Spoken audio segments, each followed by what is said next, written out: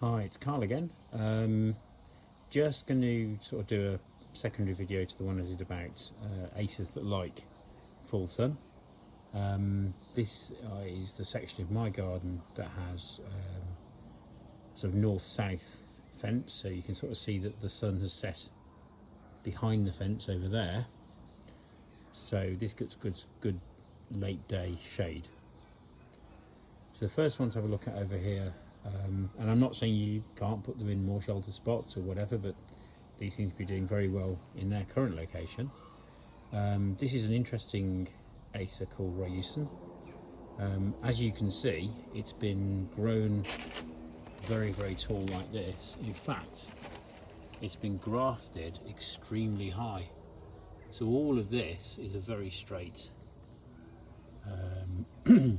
rootstock tree, on top of which has been grafted the actual plant that we're looking for. So this is an extremely unusual acer, but very interesting to use, because what it does, it will weep down literally as soon as it gets chance. The branches are kind of very flimsy and they will fall downwards, and eventually after many years they'll make an amazing sort of cascade effect of just solid foliage, which if I leave it in this location will spill down over the wall here and make quite a nice interesting effect really. But very nice tree. I'll probably do a video where I get these plants from at a later date, but that's from a proper nursery that really knows what they're doing. You can just about see there's some information, which again we'll share at a later date, about where I'm getting these from. This is quite hard to find such a superb plant at the right price really. Next one to have a quick look at is Crimson Queen. So this is rather similar to Anubis chidara, the variety I mentioned in the previous video, but this does like a little bit of afternoon sun, and as you can see, if you've watched the video you might note that some of the inner leaves have gone kind of green because they're shaded by the outer leaves. This one is still maintaining all its red colour pretty much through the plant. It doesn't need quite so much light to keep that red, but the other flip side of that is it does need some shade in the late afternoon to stop it burning. So far so good, looking really great. That is Crimson Queen, very popular cultivar. Moving on to this one, you may have seen it before in the full video of my acers, but this is Firecracker, and doing very nicely. Does like a bit of shade in the afternoon. You can see sort of why. There's one or two bits that are just a little bit burnt here, just a tiny wee bit, but it's okay. Some damage is almost inevitable, to be honest with you. But again, imagine if I had that in full sun all day, then that really would be a problem. And yet inside we have some sort of greener looking leaves again. So it's just getting that balance right. But absolutely super tree. I love the way it's kind of growing when it's forming almost layers going up and cascading down rather beautifully. But it does seem to sort of, it goes up and cascades rather than being on some of the other habits you see. But I do like that. And there we are, much lower graft point, because the tree does naturally tend to go up and cascade down.